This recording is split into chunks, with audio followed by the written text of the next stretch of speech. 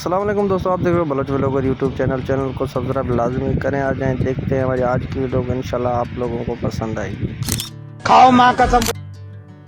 आज जैसे शाम दोपहर का टाइम था तो मैं वहाँ पर उताक पर बैठा था ज़मीन पे ऊपर, तो रमज़ान भाई ने कॉल किया तो मैं आ रहा हूँ यहाँ पर कुछ खजूर लेने के लिए। तो मैंने कहा आ जाओ, खजूर तो पक चुके हैं। तो उसके साथ एक दूसरा बंदा भी था। जैसे ही वो वहाँ पर पहुँचा उसने ऊपर देखा, उसने कहा यार मैं तो चढ़ नहीं सकता हूँ। मैंने कहा फिर क्या करें। उसके बाद मेरे छोटे भाई को बुलाया और उसको मैंने कहा यार आप ऊपर चढ़ जाओ, वो उसका तो चढ़ नहीं सकता है, तो आपको जो मैं छीन कर दे दो। ये दरख्त इतना बड़ा है, इससे ज़ोर पर छीन लेना पड़ता है हमें।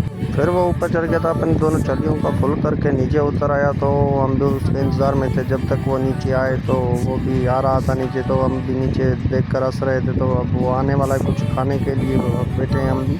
जैसे वो नीचे पसीने में एक था, उसने हमें दिया, हम खा कर ऐश करके उसका रमज़ान चला गया अपने गाँव। तो मुझे भी जाना था कहीं काम से। फिर मैं वहाँ से जैसे निकला, मौदरी भाई के पास जाना था, उसके ओताक पर पहुँचा। तो मैंने कहा किसी को कॉल लगाऊँ। जैसे ही मैं अंदर दाखिल हुआ था, ये दो बंदे यहाँ पर पड़े थे, पता नहीं क्या कर रहे थे। उसने मुझे देखकर जल्दी में उठ गए। तो एयर कूलर भी चल रहा था, बहुत ठंडी ठंडी हवा आ रही थी। कुछ देर उसके साथ बैठने के बाद मैं चला तो यूसुफ के किराना स्टोर पर, जैसे वहाँ पर इनायत भाई चिप्स को दबा रहा था बैठ कर। उस दोनों का एक बात पर झगड़ा चल रहा था। मैंने पूछा क्या बात है। उसने कहा गाड़ियों का सौदा कर रहे हैं, ये इसको सौदा हमारा वो क्या कर दे। मैंने कहा चलो ठीक है। बातचीत इससे मैंने पूछा, इसने कहा ये तो रेट वो उस्ताद जी बहुत ज़्यादा मांग रहे थे, ये कम बोल रहे थे।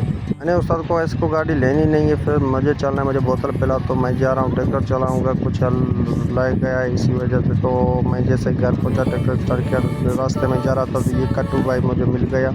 उस ककड़े ने पूछा मुझसे कहाँ जा रहे हो। मैंने कहा आप देख रहे हो मैं ट्रैक्टर पर जा रहा हूँ, मैं कहाँ जा रहा हूँ। तो उसने कहा चलो सही है। फिर मैं जैसे ही वहाँ से निकला, मैंने बीच वाला रास्ता पकड़ा रोड को छोड़कर। मुझे ये पता नहीं था कि यहाँ पर रास्ता ख़राब है। जैसे मैं वहाँ पर पहुँचा तो ये गड्ढा नज़र आ गया। मैंने कहा यहाँ से गाड़ी कैसे निकलूँ। बिस्मिल्लाह करके मैंने गाड़ी को उतारा। मैंने कहा यार ऐसा ना हो स्पेंडल टूट जाए। फिर भी अल्लाह का शुक्र है, गाड़ी तो निकलने वाला था वहाँ से।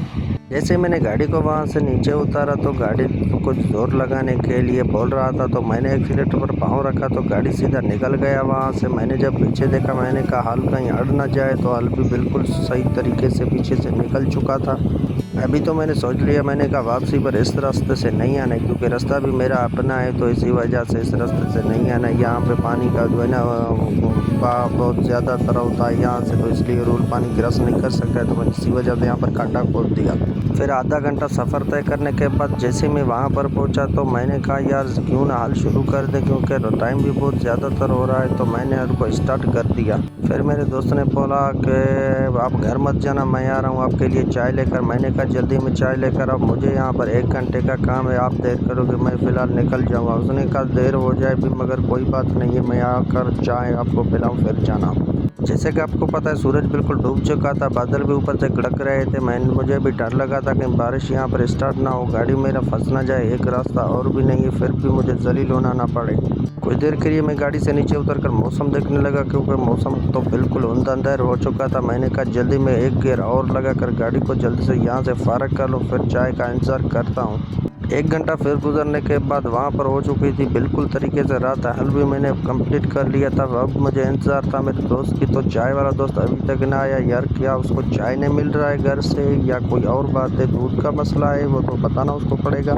जैसे मैंने गाड़ी के पीछे देखा तो ये लाइट जैसा, मैंने कहा पुलिस है एम्बुलेंस है, क्या वजह, यहाँ पर रोड रास्ता भी नहीं है, तो ये गाड़ी कहाँ से गया। फिर वैसे गया तो वो मेरा दोस्त था, मोटरसाइकिल पर पानी देखने के लिए जा रहा था। मैंने ये सोचा था कि चाय वाला आ गया। अब चाय वाला अभी आ रहा है। वो तो जब वो वहाँ पर पहुँच चुके थे तो उस टकले से मैंने पूछा आपने फिर क्यों लगे। उसने कहा यार मैं यहाँ पर नहीं था, आपको तो बोला था मुझे। फिर मैं जैसे वापस आया, चाय का ऑर्डर दिया, चाय तैयार होने के बाद मैं आपके पास लेकर आया हूँ। मैंने कहा यहाँ पर गर्मी में मेरे तो साह निकल रहा है। मैंने कहा आपको बोतल लानी थी, मगर क्या करें आप चाय लेकर आए, तो अब जल्दी में मुझे चाय पिलाओ, मुझे जाना पड़ेगा, रात बहुत ज़्यादा हो चुका है, आधे घंटे का सफ़र है। फिर मैं जैसे घर पहुंचने वाला होगा तो बारिश का भी मसला चल रहा है, अब ऐसे ना हो तो मैं रास्ते में रुक जाऊं। मुझे पानी पिलाने से पहले उसने बर्तन खुद मुंह पर डाल के रखा था। मैंने कहा यार मुझे भी पानी दे दो, क्योंकि हाल तो मैंने चला, आपने क्या किया। उसने कहा मैं तो यहाँ से मंजिल काट के आया हूँ। फिर चाय पीने के बाद मैंने किया गाड़ी स्टार्ट, मैं घर की तरफ रवाना हो गया। गर्मी भी बहुत ज़्यादा थी, रात भी ज़्यादा हो चुकी भी थी। जैसे मैं घर पहुंचने वाला था तो रास्ते में इस चौकीदार के ऊपर नज़र पड़ गया, डंडा लेकर बैठा था। उसने कहा यहाँ पर एक और लगा, तो मैंने कहा यहाँ पर रास्ता नहीं है तो मैं कहाँ से और लगाऊं। इसने फिर भी जोर लगाया। इसने कहा नहीं चल देखो। जब मैं देख कर आया तो रास्ता बिल्कुल नहीं था, बबल हंस रहा था वहाँ पर। बबल भाई ने कहा हल तो आपको लगाना पड़ेगा। मैंने कहा आज नहीं फिर कभी और आएंगे, इसको हल्का जो है टुकड़ा है ये भी कंप्लीट कर देंगे। फिर चौकीदार भाई को मैंने हाथ जोड़कर माफ़ी मांगी। मैंने कहा आज छोड़ दो, फिर मिलेंगे। खाओ माँ कसम। आज की व्लॉग चला, फिर मिलेंगे अगली व्लॉग में।